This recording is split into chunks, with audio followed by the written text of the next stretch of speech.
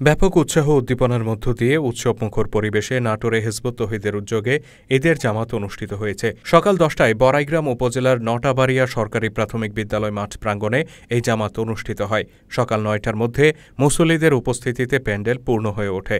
জামাতের স্থানকে দুটি ভাগে ভাগ করা হয়। সামনের অংশে পুরুষদের জন্য এবং পেছনে নারীদের জন্য ব্যবস্থা করা হয়। ফলে মুসল্লিরা সপরিবারে জামাতে অংশগ্রহণ করেন। এক্ষেত্রে নারী ও পুরুষদের জন্য জামাতে প্রবেশ ও বের হবার জন্য ভিন্ন ভিন্ন গেটের ব্যবস্থা করা হয়। ফলে শৃঙ্খলা ও শালীনতার মধ্য দিয়ে চমৎকার পরিবেশে অনুষ্ঠিত হয় ঈদের এই জামাত।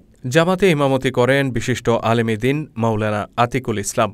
ঈদের জামাত শেষে মোনাজাতের মাধ্যমে মুসল্লিরা মুসলিম উম্মার ঐক্য ও আল্লাহর দ্বীন প্রতিষ্ঠায় আল্লাহর সাহায্য কামনা করেন। বড়াইগ্রাম উপজেলা হিজবুত তৌহিদের সভাপতি জাহাঙ্গীর আলমের সার্বিক পরিচালনায় ঈদ জামাতে উপস্থিত ছিলেন নাটোর জেলা হিজবুত তৌহিদের সভাপতি আব্দুর সবুর খান, আঞ্চলিক সভাপতি সাকিব আহমেদ ও রাজশাহী বিভাগীয় হিজবুত তৌহিদের সভাপতি আশিক মাহমুদ। এ সময় স্থানীয় হিজবুত তৌহিদ নেতাকর্মী সহ কয়েকশো মুসল্লি অংশগ্রহণ করেন।